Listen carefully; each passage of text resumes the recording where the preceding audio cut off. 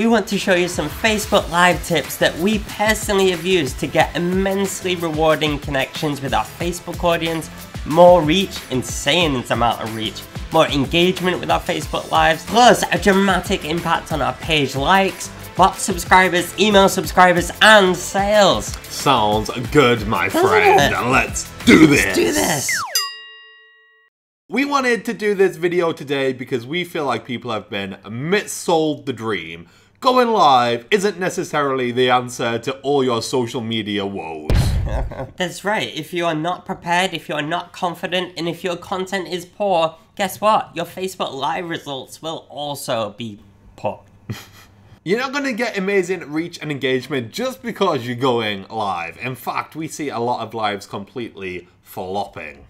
Sound effects on that one. I didn't mean to, it just came out. So in this video, we want to show you 16 quick-fire Facebook Live tips so that you can rock your own Facebook Lives and create some amazing content that will grow your page, grow your bot subscribers, email subscribers, and will give you some sales too. Tip number 1 is to make it replayable, because remember, a lot of your views are going to come from replay viewers. So even though going live is really quick and easy to do, we still want you to think about what exactly you want to achieve with your live. Make sure you know exactly what value it is going to give your audience and what you want from it too, and don't just go live for the sake of going live. Number 2 is to focus on live engagement. The beauty of Facebook Live is that you can actually have live discussions in real time and connect with your viewers, your audience, your potential customers, and your existing customers. So you can talk to them, you can ask for their input, you can answer their questions in the moment, which is amazingly valuable for them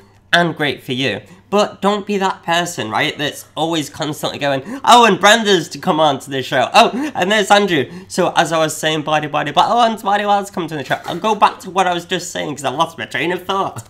It's really annoying. So don't be too distracted throughout, but have specific points in your live where you do want to interact and you do have pauses to connect with them. Number 3 is to have a flattering setup. This is really important for us. Now we're approaching 30. We want to make sure we look as youthful as ever, don't we?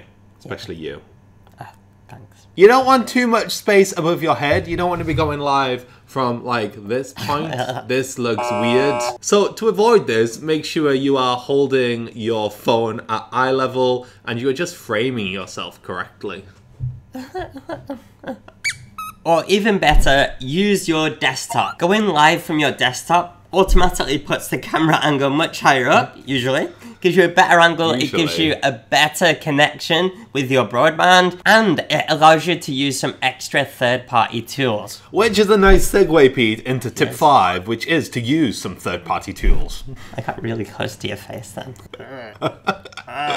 Stay away from me, I don't like you. I know. Third-party tools such as BeLive, OBS Studio, Wirecast, and Ecamm allow you to add an extra level of production quality to your lives. These tools allow you to bring on things like guests, graphics, text, call to actions, logos, images, timers, and a whole other manner of things to make your lives all that more engaging. Smash that one. That's amazing. If you want to know more about these tools, our wise old friend Ian Anderson Gray is the god of these, so please do check out his courses. We're going to link to those below. Number 6 is to have the best connection possible. Not the worst, the best. The best. The best. Not medium, the best. There's nothing worse on a Facebook Live than a bad connection where you're all pixelated and mutilated in the face.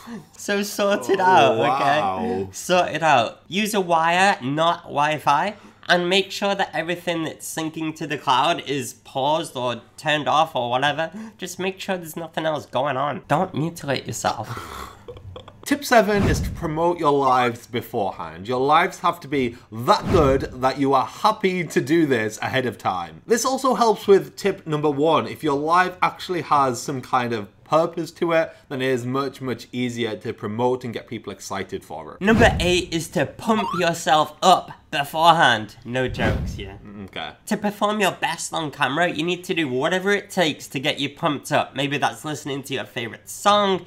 Maybe that's yodeling. Maybe that's stretching. You went for me to yodel. Yeah, a little bit. High on the hills with the lonely goat, yodelay, yodelay, yodelay.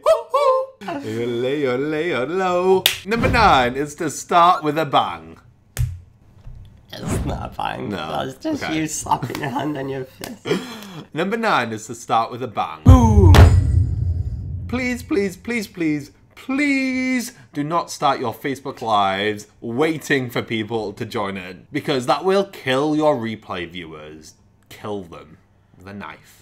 A cool thing Ian Anderson Gray and Julia Bramble do on the Free Range Social Show is start by welcoming the replay viewers, because when you think about it, the people that are watching in those initial moments of going live aren't live viewers when you don't have any. They are the replay viewers, so that is super smart. Number 10 is to be prepared with everything that you need. Have a few bullet points ready, handy somewhere, maybe on a sticky note, piece of paper, or even on your screen. Have them ready, and also have some links ready to copy and paste into your Facebook Live comments for things that you want to promote throughout your show. Being prepared like this is key to a successful live. Fail to prepare, prepare to fail. That one. So cheesy. Number 11 is to keep the energy up and on point. When you are live, you may lose your energy, and this will cause you to go off topic.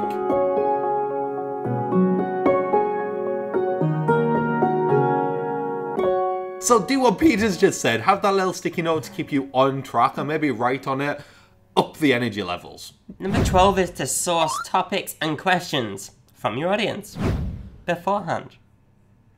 Okay?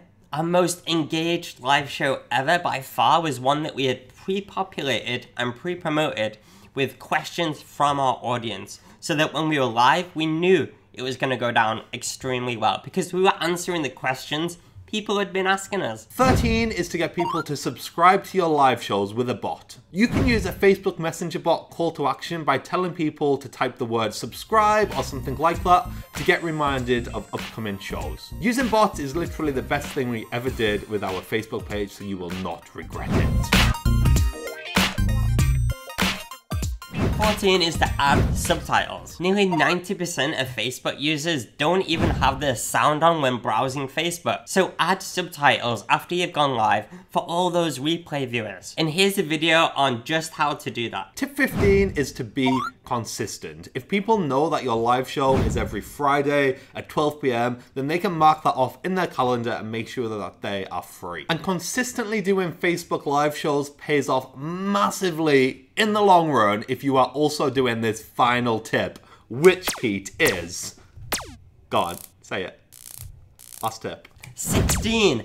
Facebook custom audiences. A major benefit of going live on a platform like Facebook is that you can use what Facebook calls custom audiences to collate a group of people that have watched all your Facebook Lives and they're interested in you, they know you, so that you can serve them ads to maybe upsell something, to get them to watch future shows, to maybe get them onto your email list. And again, we've got another video on how to set up a Facebook custom audience with your videos. Check it out here. And in our opinion, this is probably the biggest, single most important thing that you need to be thinking about when doing your Facebook live shows. How big can you build that custom audience? Okay guys, here's all those 16 things again. We're going to give you a 3-second screenshot opportunity in a moment, so please screenshot this and tweet it at us. Are you ready for the 3-second screenshot opportunity, Pete? Go. Hope you screenshotted. Now it's over to you. We've just shared our tips. We want you to let us know in the comments if you found any of them useful. Are you using bots yet? What do you do to keep people engaged on a Facebook Live? And how do you keep yourself consistent? Let us know in the comments if we've missed any tips that you need to share with us. I have been Andrew. I've been Pete. We will see you next time. See ya.